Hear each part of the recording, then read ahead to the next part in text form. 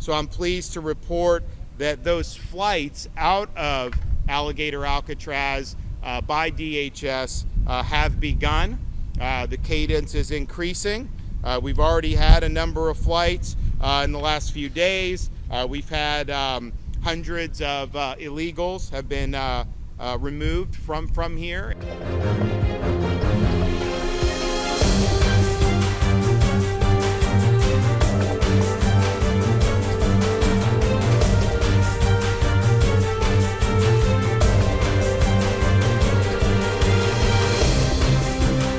This was never intended to be something where people are just held and we just kind of twiddle our thumbs. The whole purpose is to make this be a place that can facilitate increased frequency and numbers of deportations of illegal aliens. And that is the goal. And one of the reasons why this was a sensible spot is because you have this runway that's right here. You don't have to drive them an hour to an airport. You go a couple thousand feet and they can be on a plane and out of here. So I'm pleased to report that those flights out of Alligator Alcatraz by DHS have begun. The cadence is increasing. We've already had a number of flights in the last few days. We've had hundreds of illegals have been removed from here. And so the flights are going. I think the cadence is going to increase. I think you're going to continue to see the numbers really go up dramatically. And then as there's demand, we can expand the footprint here to 3,000. And then we can do Camp Blanding. And I said we've always been ready, willing, and able to do that.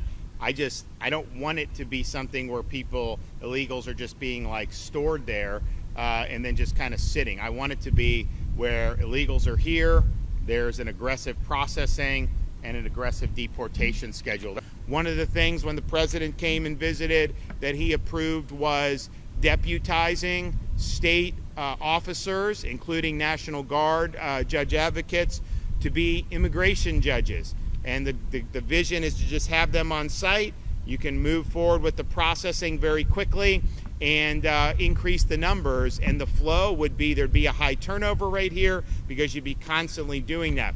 We're working very closely with the Department of Justice. We have not yet had any approval for anybody to be able to come down here and do that, but we do anticipate that happening very soon. This facility was built and operational incredibly fast and has now grown to have a capacity of 2,000 detainees. Our team continues to work to increase its capacity of the facility, which will eventually hold 4,000 detainees.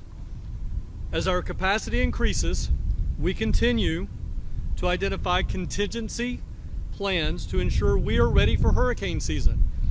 You know, people are like, what happens if a hurricane hit? And I just think to myself, this ain't our first rodeo, okay? We know in Florida anything is susceptible to have to be evacuated.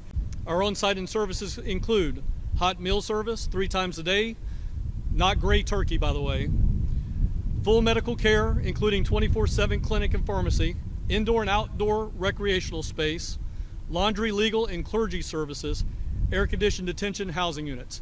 Again, I've said in the past, and I'll say again, either meet or exceed the higher standard, whatever that is, whether it's Florida standard or national standard, we meet or exceed the higher standard.